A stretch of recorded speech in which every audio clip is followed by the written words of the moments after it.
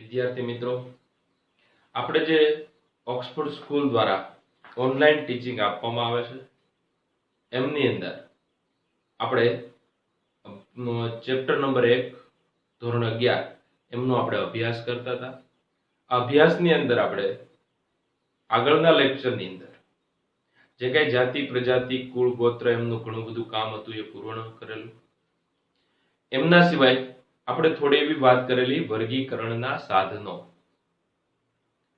તો આ જે વર્ગીકરણના સાધનો છે એ તમારે જો વર્ગીકરણનો અભ્યાસ કરવો હોય તો આ વર્ગીકરણના સાધનો રિયલમાં એવું નથી, પરંતુ એવા ક્ષેત્ર છે, એ ક્ષેત્રમાં જઈ અને તમે અભ્યાસ કરી શકો છો.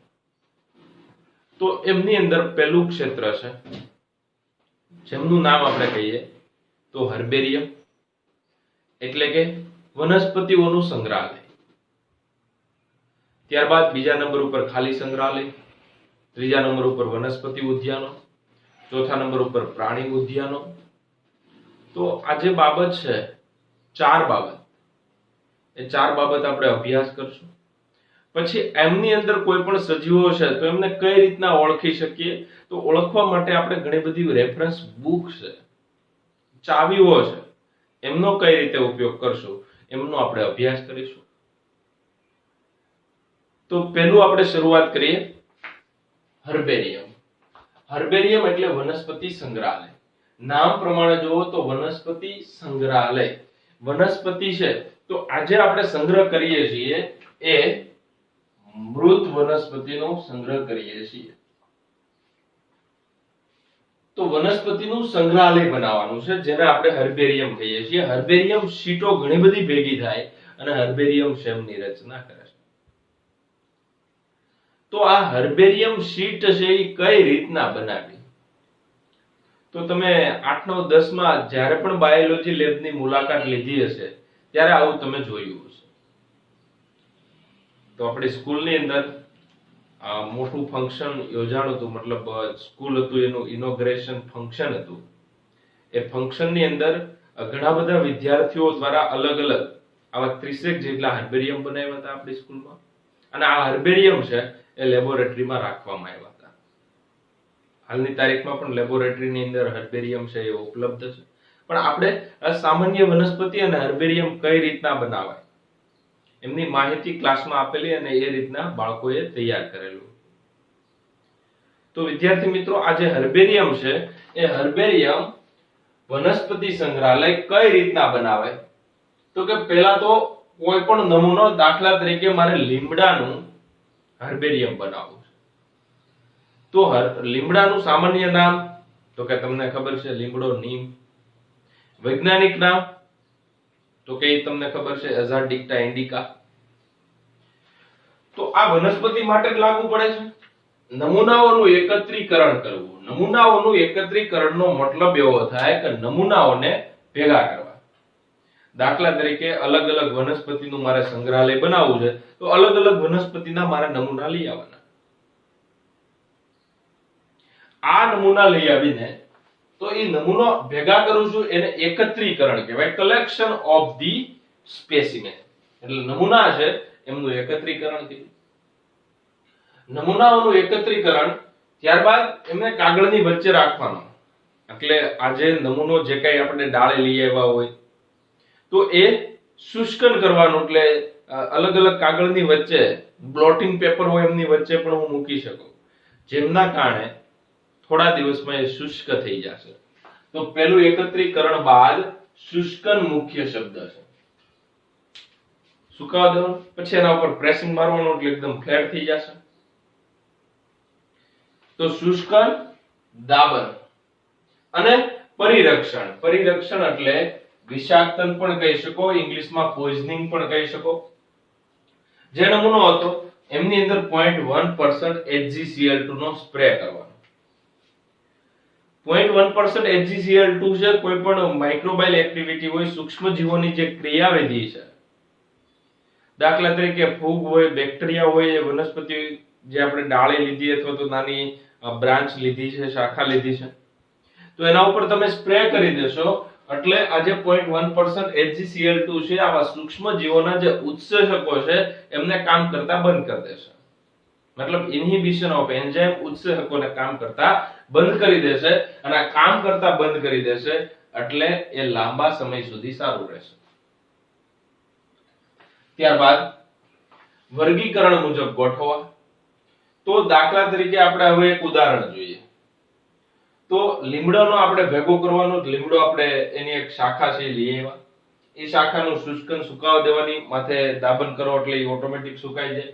એના ઉપર ખાસ કરીને તમારે HgCl2 છે એમનો સ્પ્રે કરવાનો, જેને પોઈઝનિંગ અથવા પરિરક્ષણ, પ્રિઝર્વેશન. આ પરિરક્ષણ છે એમનો મતલબ થાય પ્રિઝર્વેશન, મતલબ સાચવણી કરવાની છે. વિષાક્તન કરવાનું 0.1% HgCl2 ઉમેરીને. વર્ગીકરણ મુજબ એમને યોગ્ય રીતે ગોઠવવામાં આવે. તો કે દ્વિદળી, તો કે આ બધા કુળ બધા સમાન હોય તો એ બાજુ સમાન, મતલબ જે કુળ છે એમને એક કુળનું વર્ગીકરણ હોય ત્યાં મૂકવામાં આવે છે. તો એમનું એક ક્રાઇટેરિયા ફિક્સ હોય છે. હવે થોડીક વધારે ડિટેલમાં વાત કરીએ. આ તમારી બુક પ્રમાણેની પદ્ધતિ છે, પરંતુ પહેલા તો એક તમારે જાડું પુઠ્ઠું લેવામાં આવે. આ જે જાડું પુઠ્ઠું છે એની ઇન્ટરનેશનલ સાઈઝ, ઇન્ટરનેશનલ સાઈઝની વાત કરીએ તો ઇન્ટરનેશનલ સાઈઝ છે 41, આવી રીતના 41 લેવાનું છે, અને 29 સેન્ટીમીટર આવી રીતના. તો આ 29 સેન્ટીમીટર અને આ 41 સેન્ટીમીટર. તો આમ લંબાઈ છે એવી રીતના તમારે પુઠ્ઠું છે એ કાપવાનું રહેશે. આ જે પુઠ્ઠું તમે કાપો એના ઉપર અહીંયા જે તમે એકત્રીકરણ કર્યું, ત્યારબાદ અહીંયા શુષ્કન, દાબન, પરિરક્ષણ કરેલું છે એને અહીંયા રાખી દેવાનું. એનો સેલોટેપ કે દોરા વડે એમને ટાંકા લઈ લેવાના, જેથી પુઠ્ઠા ઉપર આ વનસ્પતિ ચોંટી જાય. તો પુઠ્ઠા ઉપર આ વનસ્પતિ, શુષ્ક વનસ્પતિ છે એને આપણે ચોંટાડી દઈશું. ત્યારબાદ આ જે તે વનસ્પતિ છે એમની સામાન્ય બધી માહિતી છે એ અહીંયા લખવાની, જમણી બાજુ ખૂણામાં લખવાની, બહુ ફિક્સ વસ્તુ છે. તો જમણી બાજુ ખૂણામાં એકત્ર કર્યાની તારીખ. સપોઝ મેં આજે કલેક્શન કર્યું હોય તો આજની તારીખ લખીશ. તો એકત્ર એટલે જે દિવસે આ વનસ્પતિને મેં એકત્ર કરી છે એ તારીખ લખવાની છે. ત્યારબાદ સ્થાનિક નામ, લીમડો હોય તો લીમડો, અથવા તો કોઈ આવું બટેટાનું બનાવ્યું છે તો સોલેનમ ટ્યુબરોઝમ બટેટા, સ્થાનિક નામ લખવાનું. વનસ્પતિ શાસ્ત્રીય નામ, વૈજ્ઞાનિક નામ છે એ લખવાનું. વનસ્પતિ શાસ્ત્રીય નામમાં સોલેનમ ટ્યુબરોઝમ લખશો. એમનું કુળ જે આવતું હોય સોલેનેસી એ કુળ લખવાનું. એકત્ર કરનારનું નામ, જે આ વનસ્પતિ લેવા ગયા હોય એમનું નામ લખવાનું, અને એમના વિશેની સામાન્ય માહિતી, એ ક્યાં ઉપયોગી છે. કદાચ જો આયુર્વેદમાં ઉપયોગી હોય તો આયુર્વેદમાં જે કઈ ઉપયોગિતા છે એ તમારે ત્યાં લખવી પડે. આવું જે એક બને એને એક હર્બેરિયમ શીટ કહેવાય. આવું જે એક બને એને એક હર્બેરિયમ શીટ કહેવાય. તો કઈ રીતના બનાવ્યું? પહેલા યોગ્ય સાઈઝ 41 ગુણ્યા 29 સેન્ટીમીટર છે એમનું પુઠ્ઠું લેવાનું. એના ઉપર ખાસ આ જે શુષ્કન કરેલું છે એના સેલોટેપ અથવા ટાંકા લઈ લીધા દોરા વડે. ત્યારબાદ જમણી બાજુ એકત્ર કર્યાની તારીખ, સ્થાનિક નામ, વૈજ્ઞાનિક નામ અથવા વનસ્પતિ શાસ્ત્રીય નામ, કુળ, એકત્ર કરનારનું નામ અને એમનું સામાન્ય માહિતી, કયા વિસ્તારમાં જોવા મળે છે, ફળ કેવા પ્રકારનું. તો એ સામાન્ય થોડીક માહિતી છે એ તમે અહીંયા લખી શકો છો. તો આવા તો લાખોની સંખ્યામાં નમૂનાઓ ભેગા કરી અને આખો એક અરેન્જમેન્ટ, વર્ગીકરણના આધારે એમને ગોઠવવામાં આવે છે, જેને આપણે વનસ્પતિ સંગ્રહાલય અથવા તો હર્બેરિયમ તરીકે ઓળખીએ છીએ. તો અહીંયા વાત કરી કે વનસ્પતિ સંગ્રહાલયો. આજે વનસ્પતિ સંગ્રહાલયો એટલે કે હર્બેરિયમ. તો આ જે હર્બેરિયમ છે એ વર્ગીકરણના અભ્યાસમાં ત્વરિત સંદર્ભે, આ શબ્દ મહત્વનો છે, ત્વરિત સંદર્ભે એટલે ક્વિક રેફરલ સિસ્ટમ. તમારે સપોઝ લીમડો જોવો છે તો લીમડાનું સામાન્ય રીતે શાખા કેવી હોય? તો તો આ બધી બાબત તમારે એના પાંદડા કેવા છે આ છે એનો અભ્યાસ કરવો, સીધો હર્બેરિયમ શીટ લઈએ. ટૂંકમાં તરત જ તમે વર્ગીકરણમાં એનો ઉપયોગ કરવો હોય, તાત્કાલિક વર્ગીકરણમાં ઉપયોગ કરવો હોય અથવા તો ઝડપથી વર્ગીકરણમાં અભ્યાસ કરવો હોય તો એવા સંદર્ભે એવી રેફરન્સ તરીકે, ઝડપી રેફરન્સ તરીકે તમે એમનો ઉપયોગ કરી શકો છો. ત્યારબાદ એમના વિશેની થોડી એડવાન્સમાં માહિતી કે સૌથી મોટું હર્બેરિયમ, આખા દુનિયાની અંદર સૌથી મોટું herbarium, herbarium of royal botanical garden, Q England. તો ક્યુ ઇંગ્લેન્ડ એમની અંદર herbarium of royal botanical garden, ત્યાં રિયલમાં એક રોયલ બોટાનિકલ ગાર્ડન છે, પણ મોટા મોટો બોટાનિકલ એટલે વનસ્પતિનો જે આપણે ગાર્ડન કહીએ. તો આ જે વનસ્પતિનો રોયલ બોટાનિકલ ગાર્ડન છે એમાં જીવંત વનસ્પતિને સાચવવામાં આવે છે. એમની બાજુમાં herbarium of royal botanical garden બનાવેલું છે. એ ક્યુ મતલબ ઇંગ્લેન્ડમાં આવેલું છે અને ત્યાં અંદાજિત 6 મિલિયન કરતા વધારે નમૂનાઓ છે. 6 મિલિયન, 1 મિલિયન બરાબર 10 લાખ થાય, મતલબ 60 લાખ કરતા વધારે નમૂના. આવો એક નમૂનો છે, એને અંગ્રેજીમાં સ્પેસિમેન તરીકે પણ ઓળખીએ છીએ. કદાચ ક્યાંય સ્પેસિમેન લખેલું હોય તો એનો મતલબ થાય નમૂનો. ત્યારબાદ ભારતનું સૌથી મોટું જે હર્બેરિયમ છે એ સેન્ટ્રલ નેશનલ હર્બેરિયમ છે.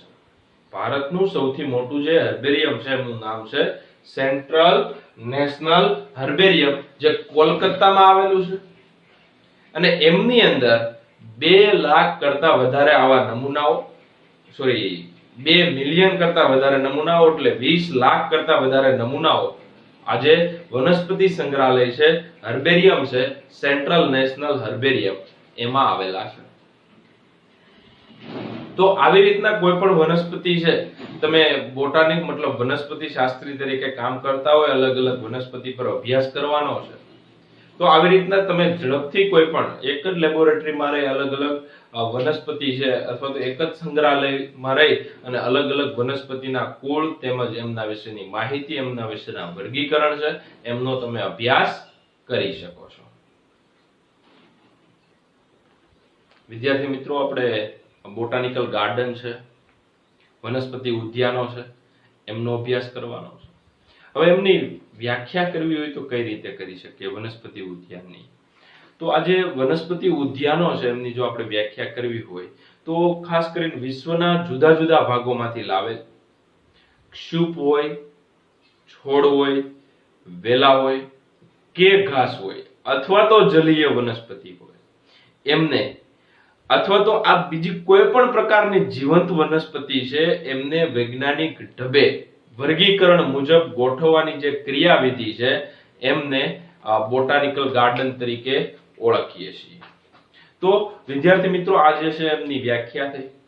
તો અહીંયા એક વસ્તુ બહુ ક્લિયર થઈ, જીવંત વનસ્પતિ છે એમને સાચવવામાં આવતી હોય છે. આગળના કેસમાં આપણે હર્બેરિયમ છે એમની વાત કરી હતી, અલગ અલગ હર્બેરિયમ. તો અલગ અલગ હર્બેરિયમ છે એમની અંદર museum of natural history Paris ફ્રાન્સમાં આવેલું છે. ત્યારબાદ British museum of royal botanical garden જે ક્યુ ઇંગ્લેન્ડમાં આવેલું છે. એમના પછી સેન્ટ્રલ નેશનલ હર્બેરિયમ છે કોલકાતામાં આવેલું છે. અને હર્બેરિયમ ઓફ ફોરેસ્ટ રિસર્ચ મતલબ જે દહેરાદૂન છે ત્યાં હર્બેરિયમ ઓફ ફોરેસ્ટ રિસર્ચ આવેલું છે. અને ગુજરાતની અંદર વાત કરીએ તો બરોડાની જે મહારાજા સયાજીરાવ યુનિવર્સિટી છે, જેને આપણે MS યુનિવર્સિટી તરીકે ઓળખીએ છીએ, તો હર્બેરિયમ ઓફ અથવા હર્બેરિયમ ડિપાર્ટમેન્ટ ઓફ બોટની તરીકેને નામ અપાયેલું છે, જે MS યુનિવર્સિટી બરોડા છે ત્યાં સ્થાન પામેલું છે. તો વનસ્પતિ ઉદ્યાનો છે એ વનસ્પતિ ઉદ્યાનો તમને ખબર હશે કે જાહેર જે બગીચાઓ છે એમના કરતા ક્યાંય અલગ પડે છે. કેમ કે આજે બોટાનિકલ ગાર્ડન વનસ્પતિ ઉદ્યાનની વાત કરીએ તો ત્યાં જીવંત વનસ્પતિની વૈજ્ઞાનિક ઢબે ઉછેર થાય છે અને વૈજ્ઞાનિક ઢબે એમની જાળવણી કરવામાં આવે છે. તેમજ દરેક જે કઈ વનસ્પતિ છે એમને કઈ રીતે સાચવવામાં આવે. દાખલા તરીકે અમુક એવી વનસ્પતિ છે કે યોગ્ય વાતાવરણ નથી તો એમને ગ્રીન હાઉસમાં ઉછેર કરવામાં આવે. અમુકનું ઓર્કિડિયમ ગ્લાસ હાઉસ બનાવવામાં આવે, ગ્રીન હાઉસ હોય એવું જ ગ્લાસ હાઉસ હોય. બંનેની અંદર જે તાપમાન છે એ ઉફાળું મેન્ટેન થાય છે. ત્યારબાદ કૃત્રિમ જળાશયો વિકસાવવામાં આવે છે અને એમના સિવાય કેક્ટસ હાઉસ પણ હોય છે, જ્યાં નકરી ખાસ કરીને થોર જેવી વનસ્પતિ છે, કેક્ટસ છે, એ જોવા મળતી હોય છે. તો આ જે બાબત થઈ એ વનસ્પતિ ઉદ્યાનોની થઈ, જે મેં તમને સામાન્ય વાત કરી. હવે આ જે વનસ્પતિ ઉદ્યાનો બોટાનિકલ ગાર્ડન છે એમને પેલા જાળવે છે કોણ? તો કે international association of botanical garden. તો international association of botanical garden છે એ એમને મેન્ટેન કરે છે અને આ ઇન્ટરનેશનલ એસોસિએશન છે એમની અંદર હાલમાં 800, વિશ્વમાં તો હજારોની સંખ્યામાં આવા બોટાનિકલ ગાર્ડન છે, પરંતુ 800 જેટલા છે એ international association of botanical garden છે એમની અંદર સંગ્રહાયેલા છે અથવા તો એમનું ખાસ જોડાણ છે. તો international association of botanical garden છે 800 જેટલા જે બોટાનિકલ ગાર્ડન છે એને મેન્ટેન કરે છે. એમના સિવાય આ એક નવસ્થાન સંરક્ષણ છે. નવસ્થાન સંરક્ષણ એટલે શું? દાખલા તરીકે કોઈ વનસ્પતિ છે એ જંગલમાં થાય ત્યાં જો એમનું સંરક્ષણ, જે જગ્યાએ ઉત્પન્ન થયા છે, પેદા થયા છે ઉત્ક્રાંતિના લીધે, અને ત્યાં જ એમનું જો સંરક્ષણ કરવામાં આવે તો આપણે એને સ્વસ્થાન સંરક્ષણ, ઇન સિટુ કન્ઝર્વેશન કહીએ. પરંતુ નવસ્થાન એટલે જે વનસ્પતિ છે થતી હોય અહીંયા, પરંતુ કોઈ બીજી જગ્યાએ એમનું સંરક્ષણ જાળવણી કરવામાં આવે તો એમને આપણે નવસ્થાન સંરક્ષણ તરીકે ઓળખીએ છીએ. તો વનસ્પતિ ઉદ્યાનો બોટાનિકલ ગાર્ડન છે એક પ્રકારનું એક્સ સિટુ કન્ઝર્વેશન છે, જે ધોરણ 12 ની અંદર જૈવ વિવિધતાની જાળવણી છે પોઈન્ટ છે એમની અંદરથી આ પોઈન્ટ લીધેલો છે. ત્યારબાદ આ સંદર્ભ માહિતી પૂરી પાડે છે અને જીવંત વનસ્પતિનો તમે કદાચ કોઈ બોટાનિકલ ગાર્ડન છે એમની વિઝિટ ભવિષ્યમાં કરો તો એ બાબતનો અભ્યાસ કરજો કે બોટાનિકલ ગાર્ડનમાં ખાલી જીવંત વનસ્પતિ ન હોય, ત્યાં લેબોરેટરી હોય, ત્યાં હર્બેરિયમ હોય અને ત્યાં પુસ્તકાલય પણ હોય, લાઇબ્રેરી પણ હોય, ત્યાં તમે બેસી અને વ્યવસ્થિત અભ્યાસ કરી શકો. આ બધી બાબત છે એ વેલ ડેવલપ્ડ ઇન્ફ્રાસ્ટ્રક્ચર હોય.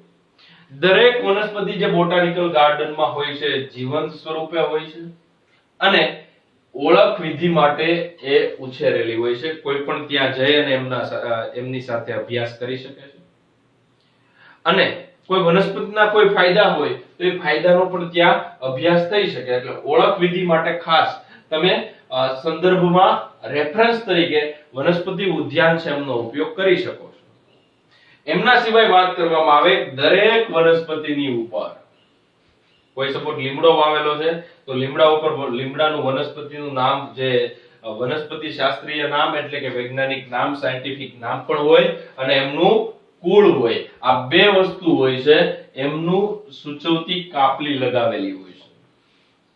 એટલે એક સ્ટીકર મારેલું હોય છે જે લોખંડની પ્લેટમાં લખેલું હોય અથવા તો કોઈ બીજી પ્લેટમાં, પણ એવી રીતના હોય છે જેથી તમે વનસ્પતિઓને સરળતાથી ઓળખી શકો. સ્થાનિક નામ નથી, વૈજ્ઞાનિક નામ છે.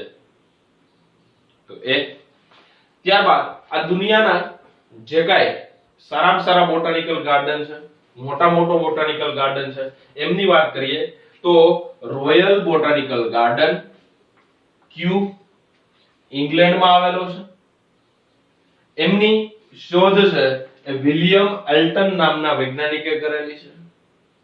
તો વિલિયમ આલ્ટન નામના વૈજ્ઞાનિકે આજે રોયલ બોટાનિકલ ગાર્ડન છે એમની શોધ કરી અને એમનું વેલ નોન નામ છે botanical capital of the world. દુનિયાનું જે કાંઈ વનસ્પતિઓની વિશેની જેટલી માહિતી જોતી હોય એટલી માહિતી તમે રોયલ બોટાનિકલ ગાર્ડન છે એમાંથી તમે મેળવી શકો છો. ત્યારબાદ આ જે બોટાનિકલ ગાર્ડન છે 250 એકર જેટલા વિસ્તારની અંદર પથરાયેલો છે. આ બધી એક્સ્ટ્રા ઇન્ફોર્મેશન છે, નીટ માટે મહત્વની છે, થોડીક એમના ઉપર ફોકસ કરજો. તો આ જે રોયલ બોટાનિકલ ગાર્ડન છે એ ક્યુ ઇંગ્લેન્ડમાં આવેલો છે અને 250 એકરમાં પથરાયેલો છે. એમના સિવાય વાત કરીએ તો botanical capital of the world William Alton નામના વૈજ્ઞાનિક છે એમને ફાઉન્ડ કર્યો છે. તો આજે royal botanical garden found by William Alter. ત્યારબાદ the Indian botanical garden. The Indian botanical garden Howrah Kolkata આવેલો છે. ઘણી બુક ની અંદર લખ્યું હશે કે શિવપુર કોલકાતા. આજે હાવરા છે ત્યાં આવું પણ લખેલું હશે શિવપુર કોલકાતા. તો આપણો ઓપ્શન છે. તો હાવરા કોલકાતા એનું શોર્ટ નેમ છે ઇન્ડિયન બોટાનિકલ ગાર્ડન એટલે આઈબીજી. તો આઈબીજી છે ત્યાં એક વધારાની વાત કરીએ ત્યાં એક મહાકાય વડ આવેલું છે. બહુ મોટું વડ છે જે અંદાજિત 100 ફૂટ ઊંચું છે. મતલબ ઊંચાઈ જોવો તો 100 ફૂટ જેટલી, 4 એકરમાં પથરાયેલું છે અને 1000 સ્તંભ મૂળ ધરાવે છે. સ્તંભ મૂળ એટલે શું? ટેકા માટેના મૂળ. દાખલા તરીકે વડ તમે જોયો હોય તો વડની અંદરથી વડવાઈ હોય આવતી હોય છે જે ઉપરનું પ્રકાંડ પડી ન જાય એટલા માટે મૂળ વિકસાવે છે. થાંભલા જેવું મૂળ જેને કહી શકીએ, ધીમે ધીમે મોટું થાય તો એમને આપણે સ્તંભ મૂળ તરીકે ઓળખીએ છીએ. તો આ જે સ્તંભ મૂળ છે એ 1000 જેટલા છે. ઘણા બધા વિસ્તારની અંદર આ ફેલાયેલો 4 એકર સુધી પથરાયેલો છે. વિચાર કરો સાઈઝ કેવડી હશે. તો આ જે મહાકાય વડ છે એમની વાત કરી, એમનું રિયલમાં મૂળ ઓરિજિનલ મૂળ ક્યાં છે એ કોઈને ખબર નથી. કેમ કે 4 એકરમાં પથરાયેલું છે અને પછી વડવાય છે ઓરિજિનલ મૂળ હોય એના જેવું થઈ જતું હોય છે એટલે ખબર પડતી નથી. એટલે આ થયું મહાકાય વડ જે Indian botanical garden Howrah Kolkata છે ત્યાં આવેલું છે. એમના સિવાય લોયર બોટાનિકલ ગાર્ડન છે. તો Lloyd botanical garden LBG Darjeeling west બેંગાલમાં આવેલો છે. એવી જ રીતે national botanical research institute Lucknow એને NBRI national botanical research institute UP ઉત્તર પ્રદેશમાં આવેલું છે. તો આ વેસ્ટ બેંગાલ છે, આ યુપી છે, આ તમે જોવો તો કોલકાતા. ત્યારબાદ ઉપરનું તો કે ઇંગ્લેન્ડ. એક ઇન્ટરનેશનલ લેવલનું લીધું છે, બાકીના ભારતના લીધેલા છે. પાછું એક ઇન્ટરનેશનલ ની વધારાની વાત કરીએ તો ન્યુયોર્ક બોટાનિકલ ગાર્ડન ન્યુયોર્કમાં આવેલો છે. ન્યુયોર્ક પોતે છે એ યુએસએ માં આવેલો છે એવું કહેવા માંગે છે. અને બોટાનિકલ ગાર્ડન વધઈ ગુજરાતની વાત કરીએ તો બોટાનિકલ ગાર્ડન વધઈ જે ડાંગ જિલ્લામાં આવેલો છે, જે ગુજરાતમાં રહેલો વ્યવસ્થિત વેલ ડેવલપ કરેલો બોટાનિકલ ગાર્ડન છે. તો વિદ્યાર્થી મિત્રો આજે બોટાનિકલ ગાર્ડન છે એમની અંદર અલગ અલગ વનસ્પતિઓને, અમુક વનસ્પતિ એવી છે કે જેમને પાણીની જરૂર છે, જલીય વનસ્પતિ છે. તો જલીય વનસ્પતિને એ રીતના સાચવવામાં આવે અને એની યોગ્ય જાળવણી કરવામાં આવે.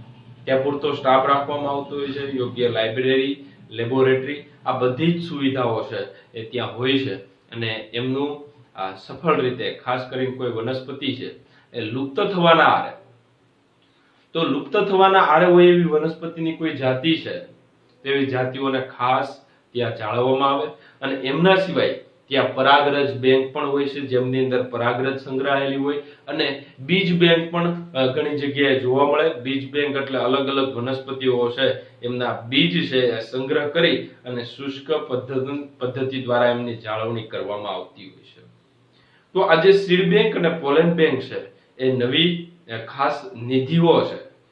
તો આજે ખાસ મેં તમને વાત કરી એમ કે પોલેન બેંક એમાં પરાગરજ ભવિષ્યમાં જ્યારે પણ કોઈ વનસ્પતિને ઉછેર કરવો હોય અથવા તો એમનું કંઈક સંકરણ કરાવવું હોય તો આપણે એમનો ઉપયોગ કરી શકીએ. અને એક બીજ પણ હોય છે, બીજમાંથી આ સંપૂર્ણ વનસ્પતિ છે એમનો આપણે ઉછેર કરી શકીએ. તો આવી બધી સુવિધાઓ છે કે બોટાનિકલ ગાર્ડનમાં હોય છે અને જીવંત સ્વરૂપે વનસ્પતિને જાળવવાનું કામ કરે છે. તો ભવિષ્યમાં ક્યારે શક્ય બને તો આવા કોઈ બોટાનિકલ ગાર્ડન હોય તો એમની વિઝિટ કરજો. વિદ્યાર્થી મિત્રો હવે આપણે વાત કરીશું સંગ્રહાલય અને અહીંયા વાત છે પ્રાણી ઉદ્યાનો એટલે કે ઝૂઓલોજિકલ ગાર્ડન્સ. જે સંગ્રહાલયો છે એમનો પોઈન્ટ છે 1.4.3. આ જે સંગ્રહાલયો છે જેને આપણે સામાન્ય રીતે મ્યુઝિયમ તરીકે, તમે ઘણીવાર અત્યાર સુધીમાં પ્રવાસમાં ગયા હશો અને મ્યુઝિયમ છે એમનો ખાસ કરીને વિઝિટ કરી હશે, અભ્યાસ કર્યો હશે. તો મ્યુઝિયમ છે અહીંયા બાયોલોજિકલ મ્યુઝિયમ છે. આજે મ્યુઝિયમ છે એ શાળા લેવલે પણ હોય, થોડું નાનું હોય. એના કરતા કોલેજ લેવલે થોડું મોટું હોય અને યુનિવર્સિટી લેવલે એમના કરતા પણ મોટું મ્યુઝિયમ હોય છે. તો આ મ્યુઝિયમ છે એમની અંદર અલગ અલગ કમ્પાર્ટમેન્ટ પાડી દીધા હોય. એમની અંદર એક બાજુ કંકાલ ગેલેરી હોય, એક બાજુ સ્લાઇડ નો આખો ઝોન હોય, એક બાજુ ફોટોગ્રાફ્સ હોય, એક બાજુ ખાસ નમૂનાઓ સ્પેસિમેન રાખેલા હોય, એક બાજુ સ્ટફિંગ કરેલું રાખેલું હોય. તો અલગ અલગ જે મ્યુઝિયમ છે એમની અલગ અલગ ગોઠવણી કરવામાં આવે ને આ મ્યુઝિયમ છે બાયોલોજી રિલેટેડ હોય છે. તો એક એક પોઈન્ટને ડિટેલમાં અભ્યાસ કરી. તો શાળા અને કોલેજ નું જે શૈક્ષણિક સંસ્થા છે એમનું મ્યુઝિયમ છે એ મ્યુઝિયમ વિકસિત કરાતા હોય છે. આમની અંદર વનસ્પતિ, પ્રાણીઓ અને અશ્મિના નમૂનાઓ છે એમને ભેગા કરવામાં આવતા હોય છે. તો પહેલી પદ્ધતિ છે સંગ્રાહક દ્રાવણ. જે સંગ્રાહક દ્રાવણ છે એ સંગ્રાહક દ્રાવણની અંદર તમે જોયું હશે કે જાર અથવા તો બરણી છે એ બરણીની અંદર ફોર્માલ્ડિહાઇડ છે, ફોર્મેલિન. તો ફોર્મેલિન એ ફોર્માલ્ડિહાઇડ નું દ્રાવણ છે. આ જે ફોર્મેલિન નું દ્રાવણ છે એ પરિરક્ષકનું કામ કરે છે, પ્રિઝર્વેટિવનું કામ કરે છે. એ બરણીની અંદર ખાસ ફોર્માલ્ડિહાઇડ નું દ્રાવણ ભરી દેવામાં આવે છે અને એમની અંદર કોઈ પણ વનસ્પતિ કે પ્રાણી, દાખલા તરીકે કોઈ મારે ગરોળી છે અથવા તો કોઈ કીટક, એવી રીતના કોઈ માછલી છે, એમને મારે સાચવવી છે. તો કઈ રીતના સાચવી શકાય? તો એક બરણી લેવાની. આ બરણીની અંદર ફોર્મેલિન છે, ફોર્માલ્ડિહાઇડ નું દ્રાવણ છે એ ભરી દેવાનું અને એમની અંદર માછલીને મૂકી દો તો વર્ષો સુધી એમને કઈ થતું નથી. તો આ જે નમૂનો બન્યો એને આપણે સ્પેસિમેન તરીકે ઓળખીએ. પરંતુ આ જે સંગ્રહાલયમાં કોઈ પણ પ્રાણી હોય છે મૃત સ્વરૂપે સાચવવામાં આવે છે. તો સંગ્રાહક દ્રાવણ છે, ફોર્માલ્ડિહાઇડ નું દ્રાવણ છે એમની અંદર ભરી દેવામાં આવે છે, રાખી દેવામાં આવે છે. તો આવી રીતના સંગ્રાહક દ્રાવણનો કરી ઘણી બધી વનસ્પતિ, પ્રાણીઓ છે એમને આપણે સંગ્રહિત કરી શકીએ છીએ. ત્યારબાદ બીજો પોઈન્ટ છે, આપણી સ્કૂલ છે એમની લેબોરેટરીમાં પણ આવી ઘણી બધી એમને ખાસ કરીને ઘણી બધી બરણી છે અને બરણીની અંદર સ્પેસિમેન રાખેલા છે. અને દાખલા તરીકે આવું કોઈ મત્સ્યનો બનાવ્યું તો મત્સ્યમાં પણ કાસ્તી મત્સ્ય છે તો કાસ્તી મત્સ્યને બધી નજીકમાં ગોઠવવામાં આવે છે. યોગ્ય વર્ગીકરણમાં આપણે એમના અભ્યાસની રીતે કદાચ આપણે ભણવામાં કોઈ માની લો ટૂના ફિશ આવે છે તો આવી કોઈ ફિશ આવતી હોય તો એ ફિશને તમારે અભ્યાસ કરવો હોય તમે એમને જોઈને અભ્યાસ કરી શકો છો. એ હેતુથી આવી સંગ્રાહક દ્રાવણની અંદર ફોર્મેલિન છે એમનો ઉપયોગ થાય છે. કીટક બોક્સ છે. કીટક બોક્સમાં શું કરવામાં આવે? તો અલગ અલગ ફિલ્ડમાં જવું પડે, ત્યાંથી આપણે કીટકોનું પહેલા એકત્રીકરણ કરવું પડે, પકડવા પડે. પકડી અને એમને ખાસ યોગ્ય જગ્યાએ પિન માર દેવામાં આવે, બોક્સ લેવામાં આવે અને એમને પિન માર દેવામાં આવે. તો આ જે કીટક બોક્સ છે એ કીટક બોક્સ લઈ અને અલગ અલગ કીટકો છે એમને એકત્રીકરણ અને ત્યારબાદ એમને ખાસ કરી અને પિન માર દેવાની અને એના ઉપર વિષાક્તન એટલે જેથી એ સડે નહીં. લાંબા સમય સુધી આપણે એમને કીટક બોક્સ ની અંદર અને કીટક બોક્સ અને ઇન્સેક્ટ બોક્સ અને એન્ટેમોલોજી એ એવી શાખા છે જેમની અંદર આવી રીતના કીટકોનો અભ્યાસ કરવામાં આવે છે. જે કીટકો ખાસ અમુક ફાયદાકારક હોય તો આવી રીતના અમુક નુકસાનકારક હોય, કેમ કે આપણા વનસ્પતિ છે એમની અંદર 30% જેટલું ઉત્પાદનની અંદર નુકસાન કીટકો દ્વારા થાય છે. અને સંધિપાદ એ મોટો સમુદાય છે એટલે અલગ અલગ પ્રકારના કીટકો તમને ખબર હશે કે ફરવા નીકળ્યા હશો અને અલગ અલગ પતંગિયાની જાત તમે જોયે છે. ઘણા બધા પ્રકારની પતંગિયાની જાત હોય તો આવા પતંગિયાને ગોઠવી દેવામાં આવે તો એમને આપણે ઇન્સેક્ટ બોક્સ, કીટક બોક્સ તરીકે ઓળખીએ છીએ. ત્યારબાદ ત્રીજા નંબરનો પોઈન્ટ છે જેનું આપણે સ્ટફિંગ કહીએ છીએ. સ્ટફિંગમાં શું કરવામાં આવે કે સપોઝ સસલું છે, એવા પેલા પ્રાણીઓ આવા જે સ્ટફિંગ કરવામાં આવતા હતા, હવે તો આ સ્ટફિંગ કરવા ઉપર મનાઈ છે કેમ કે સરકારની મંજૂરી નથી આ બાબત પર અને ઘણી બધી જૈવ વિવિધતાઓ છે એ ઓછી થાય છે અને પ્રાણીઓ છે લુપ્ત થવાના આરે છે. એટલે પેલા બાયોલોજીમાં દેટકો છે અથવા તો આવી રીતના સ્ટફિંગ કરવામાં આવતું હતું, પણ હવે એવું કરવામાં આવતું નથી. પણ સ્ટફિંગ કઈ રીતના થાય એનો આપણે અભ્યાસ કરી લઈએ. તો સ્ટફિંગ ની અંદર ખાસ કરીને સસલું છે, કબૂતર છે, એવા જે પ્રાણીઓ, પોપટ છે, એ બધા પ્રાણીઓનું આપણે સ્ટફિંગ કરવું હોય તો સ્ટફિંગ ની અંદરથી પેલા સસલું લીધું તો સસલાની અંદરથી જે કઈ દેહધાર્મિક અંગો છે એમને દૂર કરી દેવા. એટલે અંદરના જે પાચન માર્ગના હોય, ફેફસા, આ બધું જ છે એ દૂર કરી દે. એમની જગ્યાએ વિષાક્તન કરેલો ખાસ કરીને રૂ હોય અથવા તો લાકડાનો ભૂકો છે એ ભરી દેવામાં આવે ને ફરીથી પાછા ટાંકા લઈ લેવામાં આવે, જેને આપણે સ્ટફિંગ તરીકે, અને આવા નમૂનાઓ છે એ લેબોરેટરીમાં રાખવામાં આવતા હોય છે.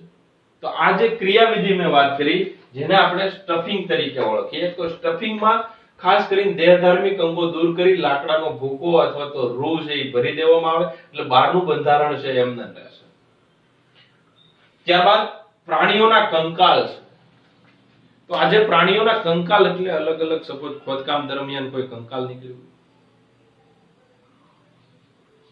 તો આ જે કંકાલ છે એમને વ્યવસ્થિત ગોઠવવામાં આવે અને આપણું જે કંકાલ તંત્ર છે એમનો આપણે અભ્યાસ કરી શકીએ. 206 જે હાડકા છે એમાં ખાસ કરીને ઉપાંગીય હોય, ખોપડીના હોય, અક્ષીય કંકાલ તંત્ર હોય, ઉપાંગીય કંકાલ તંત્ર, એમનો વ્યવસ્થિત આપણે અભ્યાસ કરી શકીએ.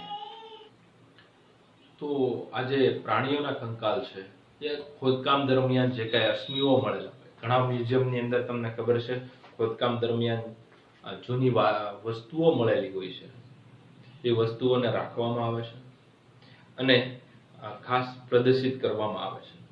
એવી જ રીતના અહીંયા જે જીવ વિજ્ઞાનને રિલેટેડ મ્યુઝિયમ બનાવવામાં આવે તો એ મ્યુઝિયમની અંદર મૃત વસ્તુઓ હોય છે, કદાચ કોઈનું કંકાલ મળ્યું હોય, વર્ષો જૂનું કંકાલ છે, તો એ કંકાલ છે એમની એક આખી કંકાલ ગેલેરી બનાવવામાં આવે છે. ત્યાં અલગ અલગ પ્રકારના તમને કંકાલ છે એ જોવા મળશે. તો આવા જે હાઈ લેવલના જે મ્યુઝિયમ છે એમની અંદર એમના સિવાય ફોટોગ્રાફ્સ કે અલગ એવી વનસ્પતિ છે તો એમના ફોટોગ્રાફ્સ પણ ભેગા કરેલા હોય.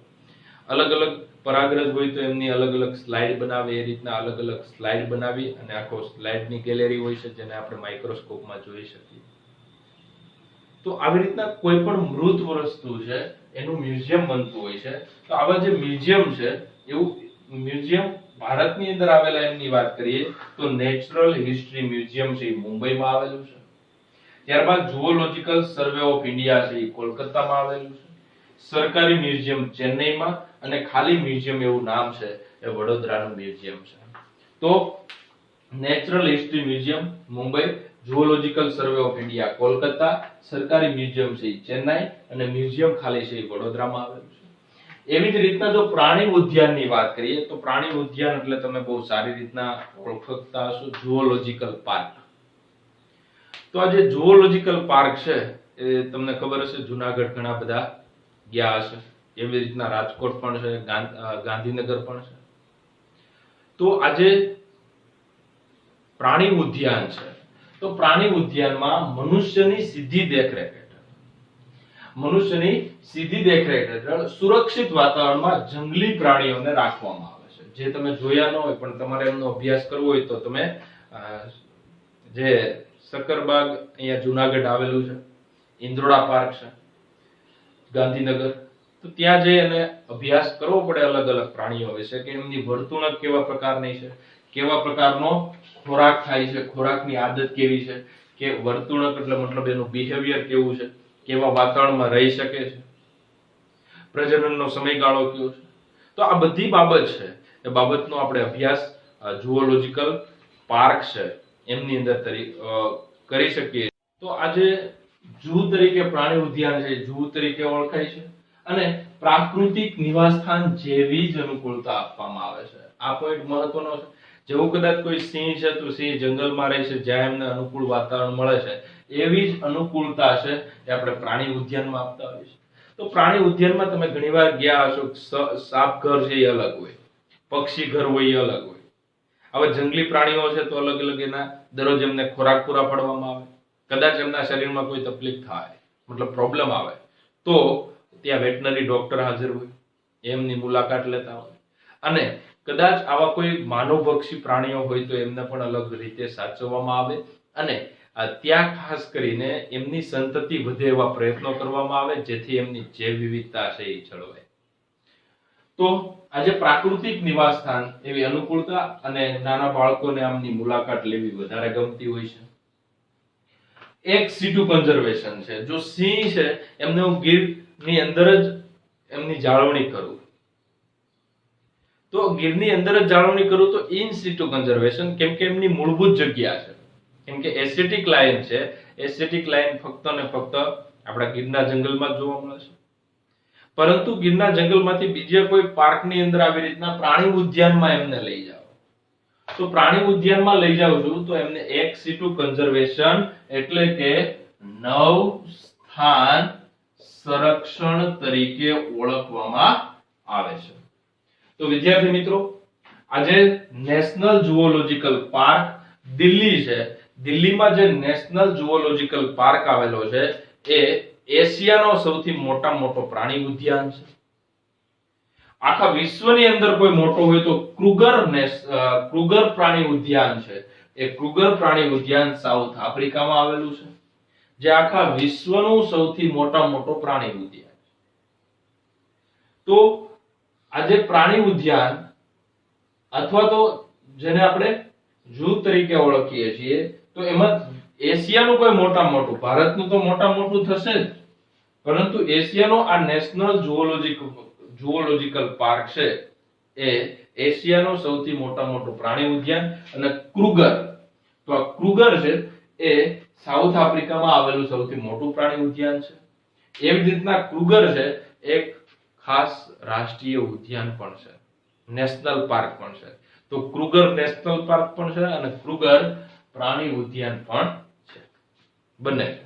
પણ આખા વિશ્વનું મોટું પ્રાણી ઉદ્યાન એ ક્રુગર છે. એ તમારે શોર્ટ ક્વેશ્ચન માટે યાદ રાખવાનું રહેશે. વિદ્યાર્થી મિત્રો, આપણે આગળ હમણાં પ્રાણી ઉદ્યાન છે એમની વાત. તો પ્રાણી ઉદ્યાન છે એ કેટલાક મહત્વના જે પ્રાણી ઉદ્યાન છે એમના વિશેની હું તમને વાત કરું છું. સફારી પાર્ક છે, સાસણગીરમાં આવેલું છે, એ પણ એક પ્રાણી ઉદ્યાન છે. એવી જ રીતે જુનાગઢની અંદર સક્કરબાગની વાત કરી. અમદાવાદ, વડોદરા બંને જગ્યાએ પ્રાણી ઉદ્યાન છે એમ જ નામ આપેલું છે. ગાંધીનગર ઇન્દ્રોડા પાર્ક છે, મેં તમને આગળ એમની વાત કરી. ન્યૂ દિલ્હી ખાતે રાષ્ટ્રીય પ્રાણી ઉદ્યાન એટલે કે જે દિલ્હી છે એમની હમણાં મેં વાત કરીએ, એશિયાનું સૌથી મોટું. ત્યારબાદ બીજા મહત્વના મોટા પ્રાણી ઉદ્યાનની વાત કરીએ તો રાણી જીજામાતા ઉદ્યાન પાર્ક છે, એ મુંબઈમાં આવેલું છે. નહેરુ પ્રાણી ઉદ્યાન હૈદરાબાદમાં આવેલું છે. ત્યારબાદ હિમાલયન પ્રાણી ઉદ્યાન છે એ ગંગટોકની અંદર આવેલું છે. અને ત્રિવેન્દ્રમ પ્રાણી ઉદ્યાન છે એ ત્રિવેન્દ્રમમાં, અને એરીનાગર અન્ના પ્રાણી ઉદ્યાલય છે અથવા પ્રાણી ઉદ્યાન છે એ ચેન્નઈમાં આવેલું છે. તો વિદ્યાર્થી મિત્રો, આજે મહત્વના જે 10 પ્રાણી ઉદ્યાન છે એમના નામ બોલ્યું. તો આ બધા જ પ્રાણી ઉદ્યાન યાદ રખાય તો એમાં મેન છે યાદ રાખવા, પણ મેં આગળના બે કીધા એ વ્યવસ્થિત રીતના યાદ રાખજો. આમાં મોટા ભાગના ગુજરાતની વાત કરી, ચાર મેં ગુજરાતની વાત કરી, અને એવી જ રીતે રાજકોટમાં પણ પ્રાણી ઉદ્યાન આવેલું છે. હવે વિદ્યાર્થી મિત્રો, આપણે વાત કરીશું ઓળખ ચાવી, આઈડેન્ટિફિકેશન કી. તો અલગ જે પ્રાણીઓ છે એ અલગ પ્રાણીઓને આપણે કઈ રીતના ઓળખી શકીએ. તો આ પ્રાણીઓને ઓળખવા માટેની અલગ જે ક્રિયાઓ છે, મતલબ જે વિધિઓ છે, એને આપણે સામાન્ય રીતે ઓળખ ચાવીઓ તરીકે ઓળખીએ છીએ. તો આઈડેન્ટિફિકેશન કી, તો આ આઈડેન્ટિફિકેશન કી છે એ કી કઈ રીતના કામ કરે છે એમની વાત કરીએ. તો કોઈ પણ વનસ્પતિ હોય કે પ્રાણીઓ હોય, એમની સમાનતા અને અસમાનતાના આધારે ઓળખ વિધિ કરવામાં આવે છે. કોઈ પણ પ્રાણીઓની આપણે ઓળખી વિધિ કરીએ તો કયા જાતિનું છે, કયા કુળની અંદર સમાવેશ પામે છે, તો એમના માટે સમાન લક્ષણોને ધ્યાનમાં રાખીએ, અને બીજા અસમાન. જો સમાન લક્ષણો હોય તો એક જાતિનું હોઈ શકે, સમાન ન હોય તો મતલબ અલગ જાતિનું હોઈ શકે. તો સમાન જાતિ અને સમાનતા અને અસમાનતાના લક્ષણો મતલબ સમાનતા અને જુદાપણું છે એમના લીધે ઓળખ વિધિ થાય છે. આ ઓળખ વિધિની અંદર ટોટલી કમ્પ્યુટર બેઝ હોય છે. કોઈ પ્રાણીઓ છે એમને તમે લઈ આવો છો મતલબ ફાઇન્ડ કરો છો કે એકથી નવું પ્રાણી તમને મળે છે તો એ પ્રાણીઓની ખાસ યુગ્મક કપ્લેટ્સ આવા ઘણા બધા ઇન્ટરનેટની અંદર આવા અલ્ગોરિધમ હોય છે જેની અંદર તમારે એ પ્રાણીઓની અંદર જે લક્ષણો બે પ્રશ્નો પૂછેલા હોય. દાખલા તરીકે કોઈ આવા ઘણા બધા પ્રશ્નો હોય, હજારો પ્રશ્નો હોય તો યુગ્મક છે વિરોધાભાસી લક્ષણો છે. દાખલા તરીકે આ A છે અને આ B છે તો એકબીજાના આવા વિરોધાભાસી લક્ષણો દાખલા તરીકે સસ્તનમાં કર્ણપલવ હાજર અને સસ્તનમાં કર્ણપલવ ગેરહાજર મતલબ એકબીજાના વિરુદ્ધ લક્ષણો કહી શકીએ. તો આવા જે વિરુદ્ધ લક્ષણો હોય એમની અંદર કમ્પ્યુટરમાં આવી રીતના આપણે કમ્પ્યુટરમાં હજારો પ્રશ્નો હોય બધાના બબ્બે ઓપ્શન હોય. આ બબ્બે ઓપ્શનમાંથી જે પ્રાણીમાં જે લાગુ પડતું હોય એ ટીક કરતું જવાનું. તો આવા અલગ અલગ પ્રાણી 10 પ્રાણીઓનું કરું તો સમાનતાના આધારે જે સમાન હશે એક બાજુ આવશે, અસમાન હશે અલગ અલગ આવશે. મતલબ એક પ્રકારનું એનાલિસિસ છે.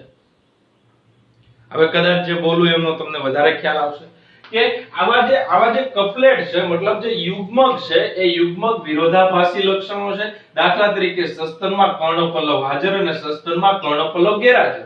એવી રીતે સસ્તનમાં હૃદય છે 4 ખંડ ધરાવે છે અને સસ્તનમાં હૃદય છે 4 ખંડ ધરાવતા નથી મતલબ વિરોધાભાસી લક્ષણ. તો આવા જે બે વિરોધાભાસી લક્ષણ લઈએ તો એ બંને વિરોધાભાસીઓ લક્ષણને આ એક આખી જોડ બને જેને આપણે યુગ્મક એટલે કે કપલેટ તરીકે ઓળખીએ છીએ. જો આમાંથી એક લઈ લો, આ એક સેન્ટેન્સ લઈ લો તો એક પ્રકારનું જાહેર નિરૂપણ છે જેમને આપણે માર્ગદર્શિકા એટલે કે લીડ તરીકે ઓળખીએ છીએ. તો બે લીડ ભેગી થાય એટલે એક કપલેટ બને. કપલેટ એટલે જોડ, યુગ્મક એટલે જોડ થાય, કપલેટ એટલે પણ જોડ થાય. તો આવી જે જોડ છે આવી હજારોની સંખ્યામાં કમ્પ્યુટરમાં તમારે જોતું જવાનું અને એક પછી એકનું તમારે આવી રીતના જોડ જે કઈ લક્ષણ આવતું હોય ટીક કરતું જવાનું. એક સમય એવો આવશે કે આવા હજારો પ્રશ્નોનું એનાલિસિસ થઈ જશે. આ એક પ્રાણીનું કર્યું એવા ઘણી બધી પ્રાણીઓ અને વનસ્પતિ માટે આપણે આવું કરી શકીએ. તો આજે બે વિરોધાભાસી લક્ષણો છે એમાંથી એક સ્વીકાર્ય છે. દાખલા તરીકે સસ્તનની વાત કરું તો ઉપરનું સ્વીકાર્ય છે, નીચેનું છે એ અસ્વીકાર્ય છે. તો કોઈ પણ લક્ષણ આવું સ્વીકાર્ય હોય અને બીજું હોય અસ્વીકાર્ય હોય. સ્વીકાર્ય હોય અને ટીક કરતું જવાનું એટલે એક સમયે તમને ઘણી બધી જે કઈ સજીવ છે એના બધા જ લક્ષણો છે એમની હિસ્ટ્રી કરશે. તો આવી રીતના યુગ્મક અને લીડ એક હોય તો એમને લીડ કહેવાય, આ બે ઓપ્શન હોય તો એને યુગ્મક તરીકે ઓળખવામાં આવે છે. આવી બધી જે લીડ હોય મતલબ લીડ અને યુગ્મક છે એ બધી જ કુળ, જાતિ, પ્રજાતિ, ગોત્ર એ બધા માટે અલગ અલગ માર્ગદર્શિકા બનાવવી પડે કેમ કે બધાની અંદર અલગ અલગ લક્ષણો છે એ જોવા મળતા હોય છે. તો બધાની આ માર્ગદર્શિકા છે એ અલગ અલગ આપણે બનાવવી પડશે. તો આ માર્ગદર્શિકાની અલગ અલગ જરૂર પડશે. આ જે ચાવીઓ છે એ વિશ્લેષણાત્મક છે એટલે કે એનાલિટિકલ છે. કોઈ પણ વસ્તુનું એનાલિસિસ કરે છે, વિશ્લેષણ કરે છે. એટલા માટે ચાવીઓ છે એમનો સ્વભાવ આપણે કહીએ તો વિશ્લેષણાત્મક અથવા એનાલિટિકલ સ્વભાવની આપણે કહી શકીએ. એમના સિવાય વનસ્પતિઓનું નોંધનીય વર્ણન માટે અથવા તો વનસ્પતિની કોઈ જગ્યાએ નોંધ લખાણ લખેલું હોય એની બાબતની આપણે વાત કરીએ તો એમની અંદર 4 ફ્લોરાનો મતલબ અંગ્રેજી શબ્દ છે. ફ્લોરાનો મતલબ જ એવો થાય કે વનસ્પતિ. ફ્લોરા અને ફોના એટલે પ્રાણીઓ અને ફ્લોરા એટલે વનસ્પતિ. તો આ ફ્લોરા અને જે ફોના છે એમાં ફ્લોરા એટલે ફ્લાવર પેદા કરનારા છે એ વનસ્પતિઓ છે. તો આ વનસ્પતિની યાદી છે એ ફ્લોરા છે 1 નંબર ઉપર. તો આ ફ્લોરાની અંદર વનસ્પતિઓનું કુદરતી નિવાસસ્થાન અને વનસ્પતિનું વિતરણ દર્શાવે છે. મતલબ આ એક પુસ્તક જેવું છે જે વનસ્પતિઓના ફ્લોરા છે જે ફક્ત અને ફક્ત વનસ્પતિ ક્યાં નિવાસસ્થાનમાં રહી છે એટલે કુદરતી નિવાસસ્થાન કોઈ પણ વનસ્પતિનું દર્શાવે અને વનસ્પતિઓનું વિતરણ. આમની એક આખી ઇન્ડેક્સ, નિર્દેશિકાનો મતલબ થાય ઇન્ડેક્સ. તો આવી આખી એમની અંદર ઇન્ડેક્સ બનાવેલી હોય. વનસ્પતિ આધારિત ઇન્ડેક્સ હોય, A થી લઈને Z સુધીની ઇન્ડેક્સ હોય. એમની અંદર અલગ અલગ વનસ્પતિ છે એમના નામ લખેલા હોય, નામના આધારે એમનું નિવાસ સ્થાન હોય, નિવાસ સ્થાન અને એ કયા વિસ્તારમાં જોવા મળે, ઉષ્ણકટિબંધ એ રીતના પણ હોય અને સીધા કયા દેશોની અંદર હોય છે એ રીતના પણ હોય છે. તો બંને રીતના વનસ્પતિઓ છે એમનું ખાસ યાદીઓ તૈયાર કરવામાં આવે છે. એમના સિવાય વાત કરીએ તો પરિચય પુસ્તિકાઓ. પરિચય પુસ્તિકાઓ છે જેને આપણે મેન્યુઅલ તરીકે ઓળખીએ છીએ. તો આ મેન્યુઅલ છે એ જે તે વિસ્તારમાં જોવા મળતી જાતિઓના નામની ઓળખની માહિતી આપે છે. તો આજે કોઈ પણ જાતિઓ છે એમના નામની ઓળખની માહિતી, મતલબ જે તે વિસ્તારમાં જોવા મળતી જાતિઓના નામની ઓળખની માહિતી આપે, જે તે વિસ્તારમાં ક્યાં જોવા મળે છે. તો એને આપણે પરિચય પુસ્તિકા તરીકે ઓળખીએ. અને લઘુ પુસ્તિકા એનું અંગ્રેજી નામ જો મોનો એટલે એક જ, કોઈ એક વર્ગીકીની જો માહિતી હોય તો એને આપણે લઘુ પુસ્તિકા મોનોગ્રાફ તરીકે. જેટલા અંગ્રેજી શબ્દો મહત્વના છે એટલા જ ગુજરાતી છે, તો આના અંગ્રેજી શબ્દો પણ યાદ રાખવા અને ગુજરાતી પણ યાદ રાખવા. અને પદ્ધતિસરની સૂચિઓ છે તો પદ્ધતિસરની સૂચિઓમાં કેટાલોગ તરીકે ઓળખાય છે, જેમની અંદર કોઈ પણ જાતિ છે એમની આલ્ફાબેટિકલ એટલે A થી લઈને Z સુધી નામ લખેલા હોય અને એમના કયા કયા લક્ષણો છે એમની, એટલે પદ્ધતિસરની સૂચિ એટલે નામ જો કે આખું લિસ્ટ છે અને લિસ્ટ સાથે મતલબ એ કઈ રીતના લક્ષણો દર્શાવે છે એમની પણ માહિતી આપેલી હોય છે. તો વિદ્યાર્થી મિત્રો, આજે બધી બાબત થઈ એ સામાન્ય બાબત છે અને આમાંથી ઘણીવાર નીટના પ્રશ્નો છે એ અત્યાર સુધીમાં પૂછાઈ ગયા છે. તો સૌથી વધારે ડિટેલમાં વનસ્પતિઓની યાદી ફ્લોરા છે. ફ્લોરામાં નિર્દેશિકા હોય છે. અહીંયા જે તે વસ્તુ મેઇન લખી છે તમે યાદ રાખો તો પણ કદાચ તમને પૂછે કે પદ્ધતિસરની સૂચિઓમાં શું હોય, લઘુ પુસ્તિકામાં શું હોય, તો આ બંને વસ્તુ તો તમે સરળતાથી યાદ રાખી શકો. મોનોગ્રાફ એટલે એક વર્ગીકીની માહિતી આપે, પરિચય પુસ્તિકા એટલે રિયલમાં પરિચય આપે, મેન્યુઅલ કે જે તે વિસ્તારમાં જોવા મળતી જાતિઓના નામની ઓળખની માહિતી આપે છે કે કઈ રીતના એમને ઓળખી શકો. તો પરિચય મતલબ તમને કહે છે કે આ જગ્યાએ આ વનસ્પતિની જાતિઓ જોવા મળે છે. તો આવી રીતના શબ્દ સમજીને તમે એમને યાદ રાખશો.